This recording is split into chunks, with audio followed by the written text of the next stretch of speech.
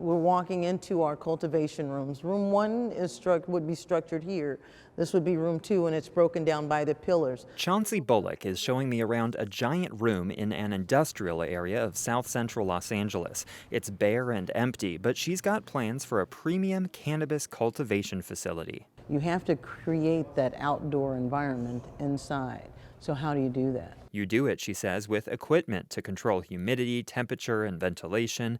Add that to security improvements, and she's got a long list of expensive renovations to turn this building into a profitable business. She says this industry is not for the weak of heart. Oh, wow. It's been a roller coaster ride. It took forever, over a year, to get into the space. Bullock got her cultivation permit through the City of LA's Cannabis Equity Program, which offers expedited permitting to people who meet certain criteria. The state awarded LA $1.8 million as part of an incentive program established by the legislature. The social equity was set up to help those that were hit hard by the war on drugs, or for those that had a cannabis conviction. I had just happened to have a cannabis conviction from this. Bullock's conviction was for operating an unlicensed dispensary. She had to pay fines and got 3 years of probation. Now she's trying to do things by the book. We are trying to use some of this new opportunity through legalized recreational marijuana and some of the revenues that come from that industry to be able to reinvest in communities that have been harmed from the criminalization of marijuana in history. San Diego City Councilman Chris Ward is working on a cannabis equity program in San Diego, but he hasn't gotten very far. He and other advocates face critics who say these programs are akin to helping convicted drug dealers sell more drugs. Ward says that logic ignores the fact that while whites and blacks use marijuana at roughly equal rates, blacks have been far more likely to be arrested for it.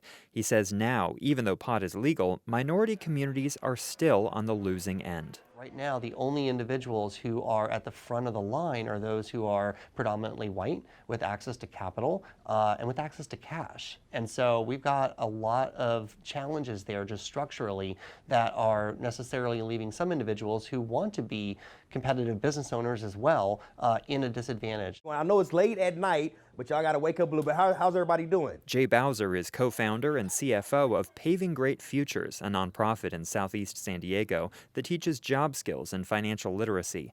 He's giving a pep talk to an evening class of formerly incarcerated young adults. How y'all doing, man? Let me say it with your chest. You blessed. Bowser is one of San Diego's biggest advocates for a cannabis equity program. He says the industry wouldn't be what it is today without the innovation and entrepreneurship of communities of color. Well, I mean, you got to think about it. If our communities have been persecuted for the war on drugs for decades, that means we pretty much pioneered it. So how can the industry that our communities pioneered, now that it's legal, we be locked out of it, right? Right now, San Diego has fewer than 20 legal cannabis shops open for business, and only about a dozen more dispensary permits to offer, thanks to a citywide cap. Competition to enter the legal market is fierce. Bowser says for an equity program to succeed, San Diego has to rethink its regulations. They definitely have to change the distance. Right now, I believe it's like 1,000 feet from churches and daycare, schools, things of that nature. So maybe you can lower it to 600. That will open up some license. But you can't just you just can't make it easier to get in, and then those same folks that have been getting it, they're just going to kind of sweep it up. Ward says he's open to changing the city's cannabis regulations, but hasn't seen much political will from the mayor's office or his council colleagues. He plans on continuing the push for a cannabis equity program in the coming year. Andrew Bowen, KPBS News.